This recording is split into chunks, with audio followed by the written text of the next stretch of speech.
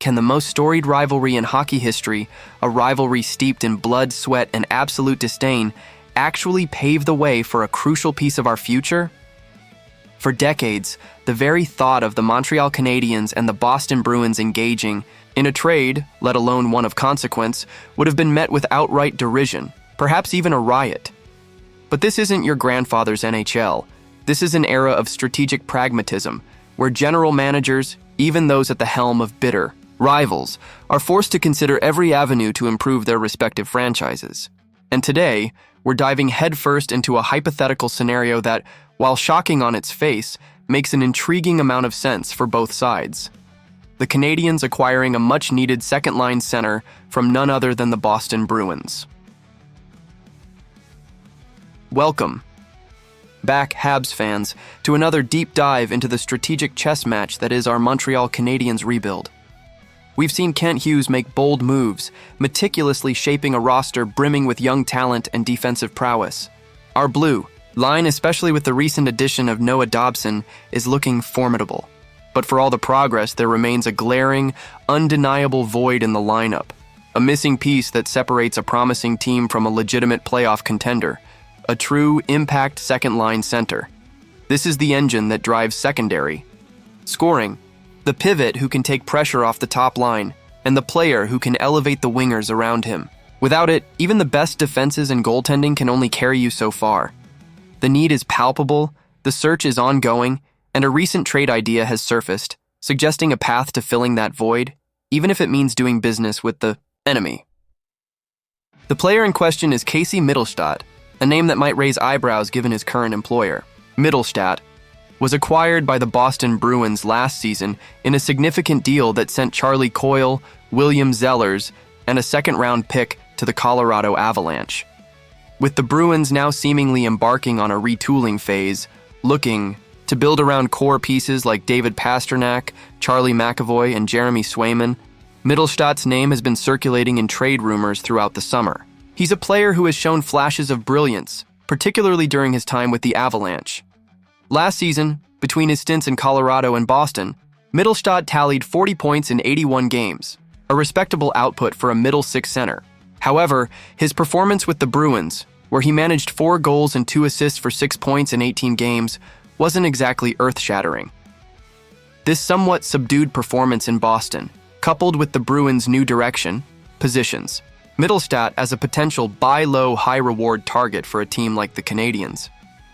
He's entering the second year of a 3-year contract with a cap hit of $5.75 million, a reasonable number for a player with his potential, especially if he can regain the form he displayed in Colorado. Now, let's address the elephant in the room, or rather, the ghost on the salary cap sheet, Carey Price. As we discussed recently, the Canadiens currently don't have the immediate cap space to absorb a $5.75 million contract like Middlestat's. However, the expectation is that Kent Hughes is actively working to move Price's $10.5 million contract before the season begins. This isn't just about shedding a number. It's about unlocking the invaluable financial flexibility that Hughes desperately needs to make strategic moves and accelerate the rebuild. Once that cap space is cleared, the door opens wide for the Canadiens to pursue a second-line center, and Middlestat, with his blend of offensive skill and potential for a fresh start, becomes a highly attractive candidate. The timing is crucial. The Price trade is the prerequisite, the key that unlocks this and potentially other opportunities. So, what would a hypothetical trade for Casey Middlestat look like? The proposed deal, as outlined, sees the Montreal Canadiens acquiring Middlestat in exchange for promising young prospect Atos Koivu and the Canadiens' own 2026 second-round draft pick. From Montreal's perspective, this is a calculated acquisition designed to fill a critical need without completely gutting the prospect pool or future draft capital. The Canadiens are fortunate enough to possess 2 second-round picks in 2026, their own and one acquired from the Columbus Blue Jackets. This means they can afford to part with their own pick while still retaining a valuable second-rounder for that year, mitigating the sting of giving up draft capital. Atos Koivu, while a promising prospect with the potential to crack an NHL, Lineup in the coming seasons represents a reasonable asset to move for a proven, albeit somewhat struggling, NHL center who can immediately step into a crucial role. It's a trade-off, a future unknown for a present solution to a pressing problem. For the Boston Bruins, this hypothetical deal also makes a great deal of sense within their current strategic framework. As they pivot towards a retooling or rebuilding phase, acquiring future assets becomes paramount. Parting with Middlestat, especially if they believe his value might not align with their long-term plans, or if they need to create additional cap flexibility themselves, is a logical step. In return, they get Atos Koivu, a young prospect who could develop into a solid NHL player, providing depth and future upside to their system. The 2026 second-round pick is another valuable piece of draft capital, allowing the Bruins to restock their prospect cupboards and build for their next competitive window. It's a pragmatic exchange, where both teams address their respective needs without directly compromising their core philosophies. The rivalry, while legendary, takes a backseat to the cold, hard realities of team building in the modern NHL. It's important to reiterate that this is purely a hypothetical scenario. There are no reports suggesting such a deal is imminent or even under discussion. However, the logic behind it is compelling. For the Canadiens, Middlestat represents a low-risk, high-reward opportunity to finally solidify that second-line center position. He's a player who has demonstrated offensive capabilities and could thrive with a fresh start in a new environment, particularly one with the burgeoning talent surrounding him in Montreal. For the Bruins, it's a chance to continue their retooling process, acquiring valuable future assets for a player who might not be a long-term fit. It's a testament to the evolving landscape of the NHL, where even the most bitter rivals can find common ground when their strategic objectives align.